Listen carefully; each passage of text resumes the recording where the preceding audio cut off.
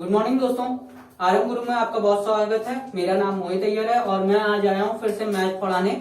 आपने चैप्टर 1 नहीं देखा है तो प्लीज देख लीजिए, उसी का कंटिन्यूशन पार्ट है ये। चैप्टर 1 हमारे वीडियो में पढ़ा हुआ है। नाम है आपका रैशनल नंबर, ठीक है, और उसी का नाम है रियल नंबर। आपके चैप्टर में आप कंफ्यूज मत होइएगा, रियल नंबर क्या होता है, रैशनल नंबर क्या होता है, ये आप पहला वीडियो देखेंगे तो आप समझ में आ जाएगा। और हमारी एक और वीडियो पढ़िए जिसमें आपको समझाया गया कि नेचुरल नंबर क्या होता है, होल नंबर क्या होता है, इंटीजर्स क्या होते हैं, उसके बाद रियल नंबर क्या होता है, रैशनल और इरैशनल का ही कॉम्बिनेशन है। तो हमारा जो चैप्टर रियल नंबर है उसकी 2 वीडियो पढ़ी है, अलग अलग टीचर ने पढ़ाया है। एक बहुत अच्छी टीचर है हमारी काजल सिंह, उन्होंने एक आपको अच्छे से बेसिक चीजें पढ़ाई है नंबर सिस्टम के बारे में। आप वो वीडियो देखिएगा, आपको समझ में आ जाएगा रियल नंबर है क्या। और मेरी एक वीडियो पढ़ी है जिसका नाम है rational number, basic concept of rational number, question based on rational number. 2 video पढ़ चुकी है मैंने, पहला एक्सरसाइज सॉल्व करवा दिया है उस पे। आज मैं देखूंगा चैप्टर नंबर 2, मतलब पहला ही चैप्टर का एक्सरसाइज नंबर 2, उस पे कुछ कॉन्सेप्ट है उसको पढ़ाऊंगा। फिर है एक्सरसाइज 3 और ये पूरा चैप्टर खत्म हो जाएगा। ये पार्ट अभी जो है ये समझाने वाला है, इसी पे क्वेश्चन में कुछ करवाऊंगा। एक अगला वीडियो जो आएगी उस पे पूरा क्वेश्चन होगा, एक्सरसाइज सॉल्व करवाएंगे। तो आप चलिए चालू करते हैं, ठीक है। ये रहा चैप्टर 1 ही है रियल नंबर, जिसका नाम क्या है, रियल नंबर। फिर से बता देता हूँ रियल नंबर क्या है। रैशनल नंबर और इरैशनल नंबर दोनों ही रियल नंबर होते हैं, ठीक है। अभी हम लोग पढ़ रहे हैं रैशनल नंबर, ठीक है। पहला एक्सरसाइज रैशनल नंबर का है, दूसरा एक्सरसाइज भी रैशनल नंबर का है, उसके बाद आता है इरैशनल नंबर, ठीक है। रियल नंबर में अभी तक हमने, रैशनल नंबर में हमने जो जो पढ़ा है वो आप रिवाइज कर लीजिएगा, आगे पढ़ना है हमको। देखिए rational number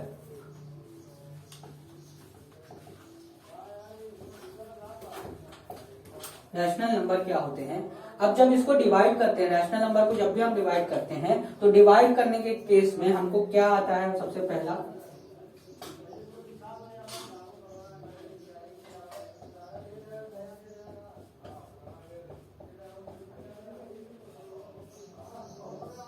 terminating decimal, Hindi वाले दशमलव, ठीक है। जब हम कोई 2 संख्याओं को डिवाइड करते हैं आपस में, जैसे ऊपर छोटी संख्या है नीचे बड़ी संख्या है, उन दोनों को हम डिवाइड करते हैं, ठीक है। पॉइंट दशमलव जब लाते हैं तो एक तो केस होता है जब पूरी तरह से, कभी कभार आपने देखा होगा, जैसे कि आपको एग्जाम्पल देता हूं मैं, जैसे कि आपको एग्जाम्पल देता हूं 1/7, ठीक है। अब इसको डिवाइड करना है, अंदर क्या लिखेंगे 1, बाहर क्या लिखेंगे 7, दशमलव लगा देंगे तो यहाँ 0 बढ़ जाएगा, एक बार में जाएगा 7, उसके बाद आएगा 3। अब पॉइंट लगा है तो 0.3, उसके बाद 7 चौक 28 आ जाएगा, फिर आ जाएगा 2, उसके बाद पॉइंट लगा है 0 बढ़ा दिया, ठीक है। अब इसके साथ दूनी 14, 6 बचा, कट गया। पॉइंट लगा है 0 बढ़ा, 7 8 56, 4 बचा, ठीक है। पॉइंट लगा है 0 बढ़ा, 7 पूरे 35, फिर 5 बच गया, ठीक है। पॉइंट लगा है, अब यहाँ पे कंटिन्यू कर रहा हूं मैं, 50 आया, ठीक है। अब 7 के टेबल में क्या है, 7 7 49, यहाँ पे 7 और जुड़ गया, 1 बच गया, ठीक है। यहाँ पे 1 बच गया, पॉइंट लगा है 0 बढ़ गया। अब देखिए ये 10 फिर से आ गया, जहां से चालू किया था फिर से आ गया। अब ये क्या है, यहाँ पे आपको क्या मिला, 1 4 2 8 5 7, 1 4 2 8 5 7 और आगे दशमलव, ठीक है। अब देखिए कभी कभार बच्चों ऐसा क्वेश्चन आता है, आप इसको डिवाइड करते हैं और उसके बाद यही वापस 10 आ गया, फिर वैसे ही चलता रहेगा, 1 4 2 8 5 7, 1 4 2 8 5 7, 1 4 2 8 5 7, ये चलता ही रहेगा, चलता ही रहेगा, ये कभी कटेगा नहीं पूरी तरह से। लेकिन आप इधर पे पैटर्न फाइंड कर रहे होंगे कि 1 4 2 8 5 7 आया, फिर से आएगा 1 4 2 8 5 7, फिर से ऐसे ही आता रहेगा, ठीक है, यही चलता रहेगा। तो ये जो संख्या है ना, ये टर्मिनेटिंग डेसिमल का ही एक पार्ट है, यानी कि ये टर्मिनेट तो नहीं हुआ पूरी तरह से, लेकिन वो मतलब कि यहाँ पे आंसर आ गया, ठीक है, कुछ आ गया, ठीक है। ये अब रिपीटिंग होगा, ठीक है। अब ये एग्जांपल आगे कंटिन्यू करेंगे जब हम इसके बाद वाला जो दशमलव पढ़ेंगे प्रणाली, दशमलव प्रणाली जो दूसरी पढ़ेंगे उस पे आपको ये समझ में आएगा। चलिए एक और एग्जाम्पल लेते हैं, सिंपल सा एग्जाम्पल, तब आपको समझ में आएगा टर्मिनेटिंग क्या होता है सर और नॉन टर्मिनेटिंग क्या होता है। 2 टर्म पढ़ने, नॉन टर्मिनेटिंग और टर्मिनेटिंग, ठीक है। टर्मिनेटिंग का एग्जांपल देखिए 1/5 लिखा हुआ है ना, अब देखिए क्या होगा, 1 लिखा है, 5 बाहर लिखा है, पॉइंट लगाएंगे, 0 बढ़ाएंगे, 2 बार में कट गया पूरा पूरा, तो 0.2 आ गया। ठीक है, अब इसके आगे कुछ बचा ही नहीं तो हमने किया नहीं, इसका मतलब क्या हो गया, टर्मिनेटिंग। एक और एग्जांपल देंगे 1/2 का, यहाँ पे लिखा है 1, यहाँ लिखा है 2, पॉइंट लगा है, 0 बढ़ा है, तो 5 बार में ये कट गया। देखिए ये भी पूरा का पूरा कट गया, 0.5 आ गया और इसका 0.2 आ गया। ठीक है, ये समझ में आया आपको। चलिए एक और एग्जांपल लेता हूँ, 1/10 का भी एग्जांपल ले लेते हैं। ये आ गया 1 और ये आ गया 10 और पॉइंट लगा दिया, 0 बढ़ा दिया, एक बार में ये 10 कट गया। ठीक है, 0.1 आ गया, ये भी कट गया। ये जब पूरी तरह से कट जाए, विभाज्य हो जाए, पॉइंट के बाद लगा के, पॉइंट लगाने से भी कट जाए और रिमाइंडर शून्य बचे, मतलब रिमाइंडर कुछ बचे ही ना, शेष कुछ बचे ही ना, तब उस ऐसे प्रणाली को हम क्या कहते हैं, टर्मिनेटिंग डेसिमल। यानी कि ये क्या है, टर्मिनेट हो गया, पूरा का पूरा टर्मिनेट हो गया। अभी जो मैंने एग्जांपल लिया था 1/7 वो नहीं हुआ। ठीक है, तो सर आपने अभी तक तो बताया कि टर्मिनेटिंग में शेषफल 0 बचेगा, उसको हम बोलेंगे टर्मिनेटिंग डेसिमल। ठीक है, लेकिन जो आपने 1/7 बताया था उसमें तो टर्मिनेट नहीं हो रहा था, वो तो रिपीट हो रहा था, उसको क्या बोलेंगे, उसको बोलेंगे बच्चों नॉन रिपीटिंग, यानी कि रिकरिंग या रिपीटिंग। क्या बोलेंगे, रिपीटिंग डेसिमल। क्या रिपीट हो रहा है ना, रिपीट मतलब बार बार वही चीज रिपीट हो रहा है, तो उसको क्या बोलेंगे, दूसरा टाइप रिपीटिंग।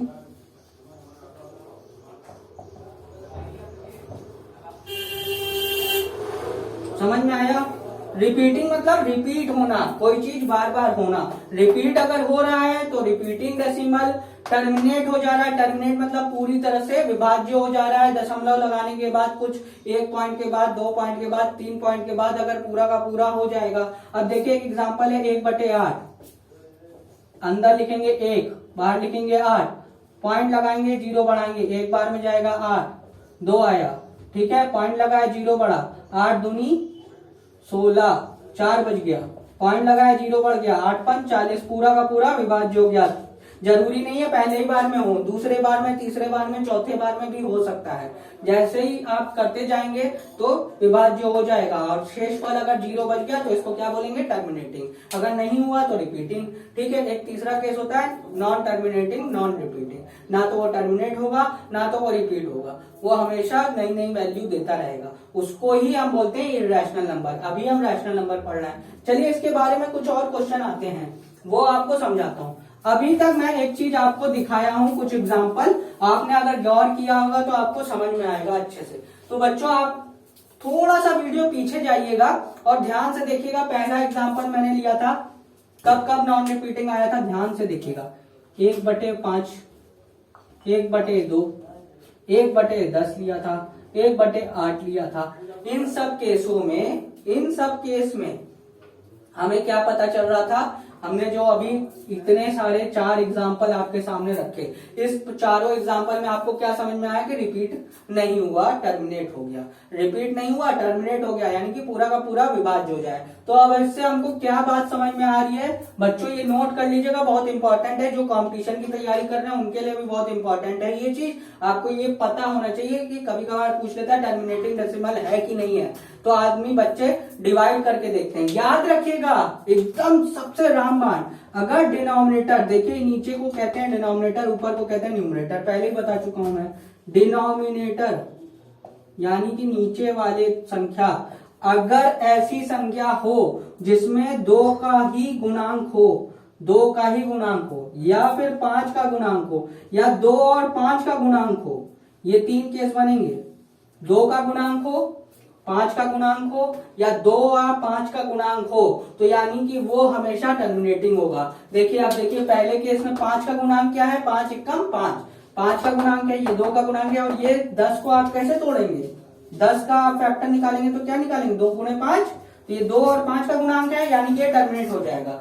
अब 8 को कैसे पता चलेगा, 8 को आप कैसे लिखेंगे, 2 गुणे 2 गुणे 2, समझ में आया, 2 गुणे 2 गुणे 2, ये 2 का गुणांक है ना, 2 3 मतलब 2 को 3 बार मल्टीप्लाई करने पे 8 आया, तो 2 का गुणांक है, ये भी आपको कट जाएगा, ये विभाज्य हो जाएगा। तो पहला क्वेश्चन आएगा आपके पास,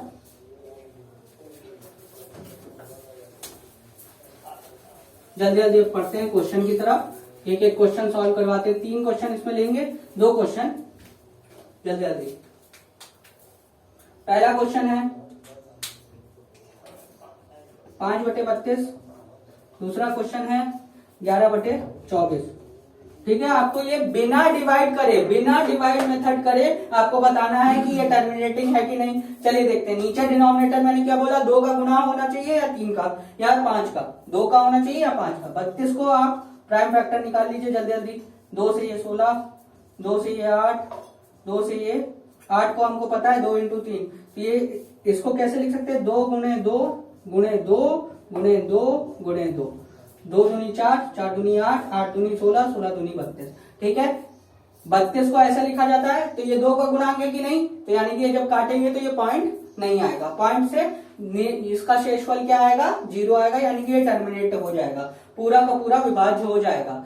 चाहे वो 1 पॉइंट के बाद हो, 2 पॉइंट के बाद हो, 3 पॉइंट के बाद हो, उससे मतलब नहीं है। पूछा है कि ये बिना डिवीजन मेथड के, बिना डिवाइड करे, बिना भाग्य का भाज्य दिए ये बताइए कि ये टर्मिनेट होगा कि नहीं होगा। तो आपको क्या बताना है, 2 का गुणांक है ये 2 का गुणांक होना चाहिए। 32 या तो 2 का गुणांक होना चाहिए, या तो 5 का गुणांक होना चाहिए, या तो 2 और 5 का गुणांक होना चाहिए। ठीक है, अब दूसरा क्वेश्चन है 11/24। 24 का देखेंगे हम प्राइम फैक्टर, 2 से काटेंगे तो ये हो जाएगा 12, फिर 2 से काटेंगे 6 हो जाएगा, फिर 2 से काटेंगे 3 हो जाएगा, फिर 3 से काटेंगे 1 हो जाएगा। तो क्या लिखेंगे 24 को, 2 × 2 × 2 × 3, 2 दूनी 4, दूनी 8, 8 3 24।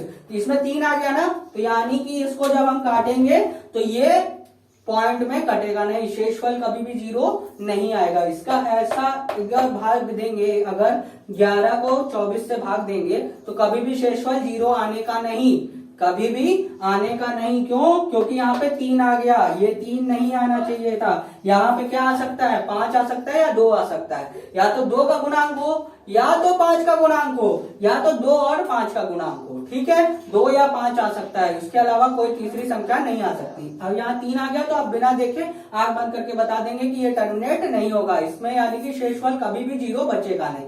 ठीक है, यहां तक समझ में आया। अब आता है रिपीटिंग।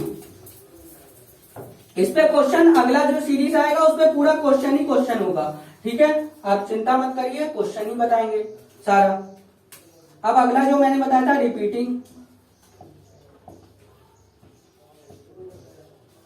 Repeating, decimal. इसमें क्या होता है, इसका एग्जांपल लिया था मैंने 1/7।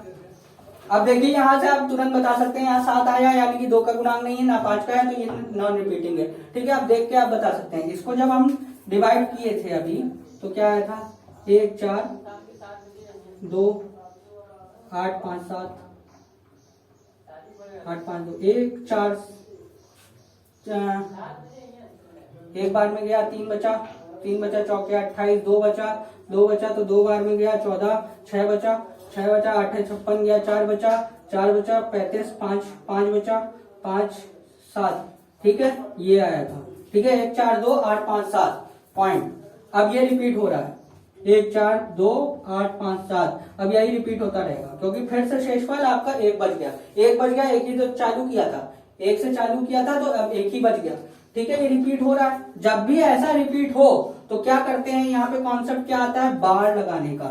बार जो हमने अभी आपको पिछले क्लास में इंटीजर में पढ़ाया, वर्नाकुलर बार, वैसा ही कुछ बार है। इसका मतलब ये रिपीट होता रहता है, ये टेंडेंसी रिपीट होती है। तो हम इसको कैसे लिख सकते हैं, 1/7 को कैसे लिखा जा सकता है, पॉइंट लगाएंगे 1 4 2 8 5 7, जहां से रिपीट हो रहा है बस इधर तक बार लगा देंगे। इसके बाद इसका ये मतलब होता है कि यही रिपीट अब दोबारा रिपीट होती रहेगी, यही संख्या अब आती रहेगी, बार बार बार बार बार बार आती रहेगी। ठीक है, ये बच्चों समझ में आया।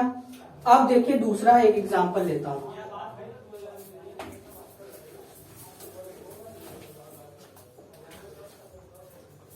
2/3 का एग्जाम्पल। इसको अगर हम डिवाइड करेंगे तो अंदर 2 लिखेंगे, बाहर 3 लिखेंगे। ठीक है, इसके बाद यहाँ पे पॉइंट लगेगा, 0 बनाएंगे तो 3 छक्का 18, 2 बच गया, फिर पॉइंट लगा, 0 बढ़ गया, छक्का 18, फिर 2 बच गया, बार बार 2 बचा है तो 6 6 6 6 6 6 रिपीट होता रहेगा। ठीक है, यही रिपीट होता रहेगा।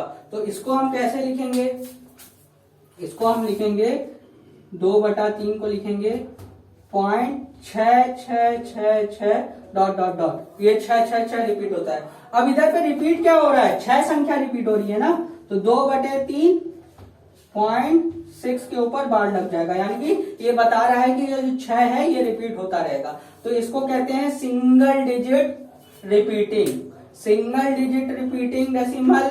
इसको जो अभी 1/7 का मल्टी डिजिट रिपीटिंग, यानी कि बहु सांख्यिक दशमलव का रिपीटेशन, ये कहेंगे सिंगल, यानी कि एकल दशमलव का रिपीटेशन।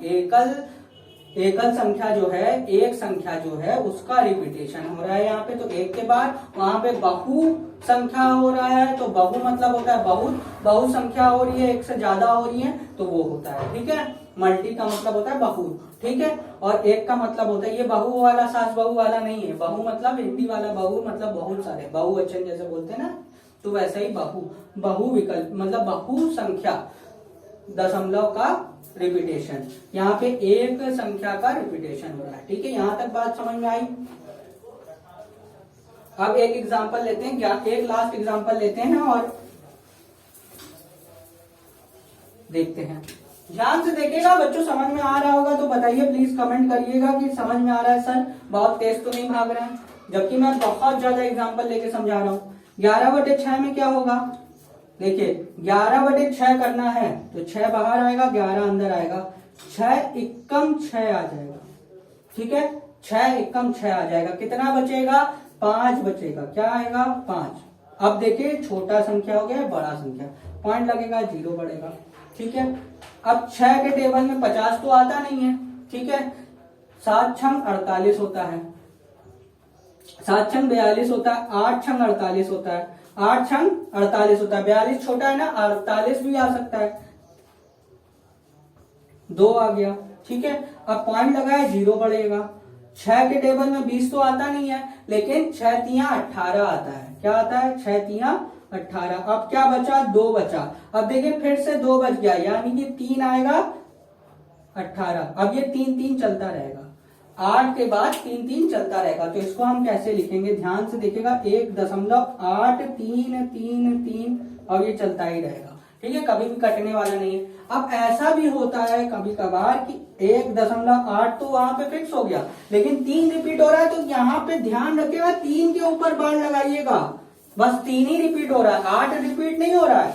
अब यहाँ से 3 रिपीट हो रहा है, 8 के ऊपर बार लगाना है, ठीक है, यही चीज आपको बच्चों समझना है इसमें, ठीक है।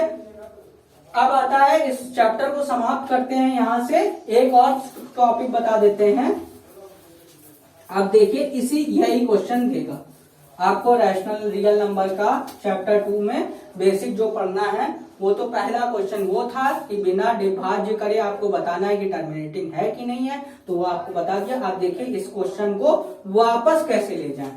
आपको दिया होगा x की वैल्यू 1.83, यही ले लेते हैं। अभी आपको पता है इसका आंसर क्या है, 11/6, ठीक है, आपको तो पता है ना, तो अभी इसी को निकाल के दिखाते हैं। देखिए x की वैल्यू है 1.8333, ठीक है, ये आपको ऐसे दिया होगा,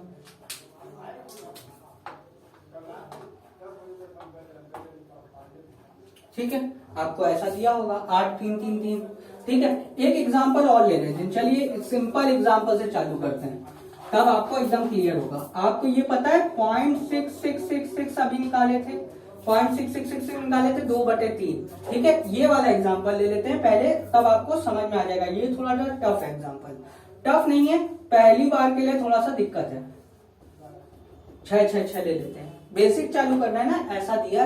अब आपसे पूछा है इसका नंबर क्या था, ठीक है, ये आपको समझ में आया। जब भी ऐसा आ जाए, यहाँ पे रिपीटिंग कहाँ हो रहा है, देखिए 6 है ना, 1 दशमलव आगे लगा है। आपको एक नियम पता है, 10 से गुणा करेंगे, मान लीजिए यहाँ 10 × x करते हैं, 10 से इसमें गुणा कर देते हैं, तो क्या आएगा, 6.6 आता रहेगा।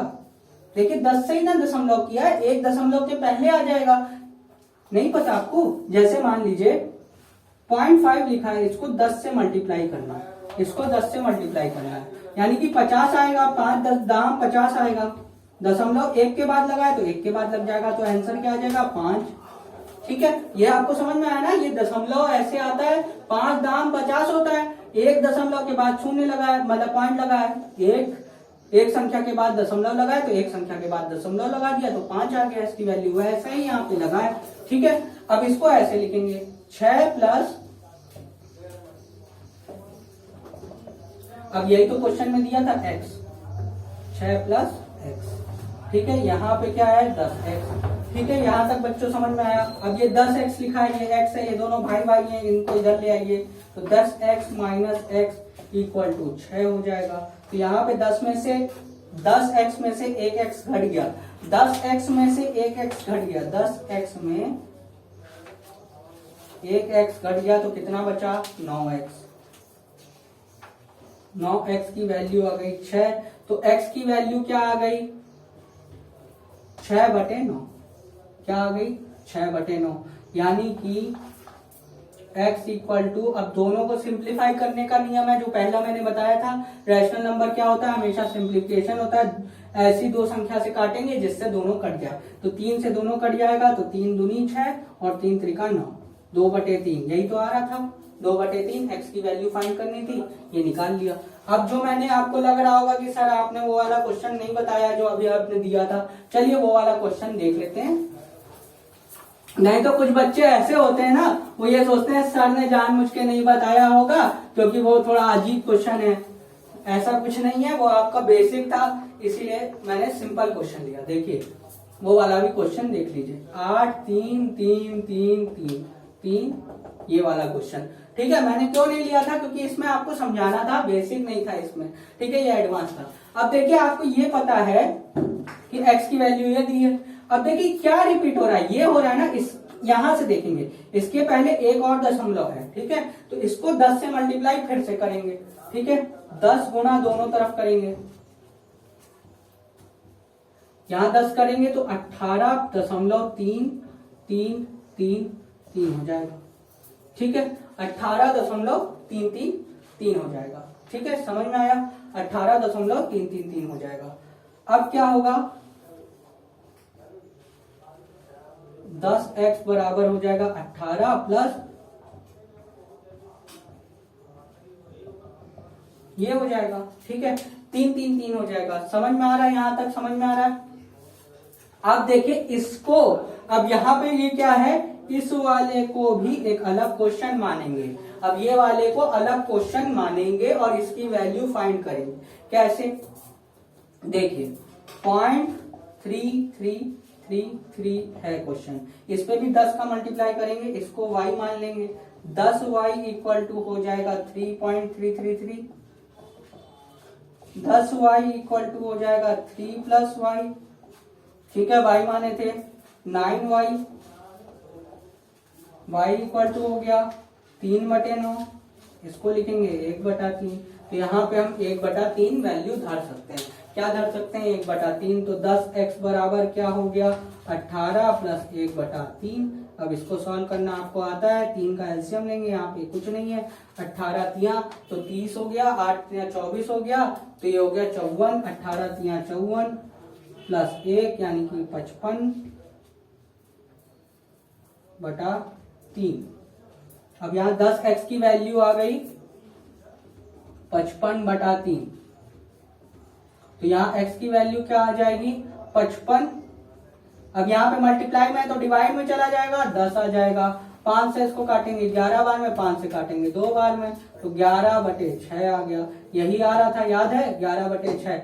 ठीक है, ये आ गया। तो ये थोड़ा सा एडवांस था इसीलिए मैंने ये पहले में नहीं लिया, आपको खुद समझ में आ रहा होगा। लेकिन इसके आप चिंता मत करिए, ऐसे क्वेश्चन की प्रैक्टिस मैं करवा दूंगा, अच्छे से करवा दूंगा, बोर्ड में भी आती है। आशा करते हैं आपको ये वीडियो पसंद आई होगी, बोरिंग नहीं लगा होगा। आप इसको 2-3 बार देखेंगे तो आराम से समझ में आ जाएगा, मैंने एकदम कायदे से। अगर आपको ऐसा लगता है बहुत तेज में पढ़ा दिया तो कोई दिक्कत नहीं है, अगला जो टॉपिक आने वाला है वो पूरा एक्सरसाइज बेस्ड होगा, वहां धीरे धीरे करके एक एक क्वेश्चन हम समझाएंगे, चाहे जितना भी टाइम लगे। अगर आप नीचे कमेंट में बताइएगा कि सर आप बहुत तेज पढ़ा रहे हैं, तो मैं इसको अगला जो टॉपिक बनाऊंगा ना तो थोड़ा विगतवार बनाऊंगा, थोड़ा एक्सप्लेन मूड में बनाऊंगा और धीरे धीरे आप भी हमारे साथ जुड़े रहिएगा।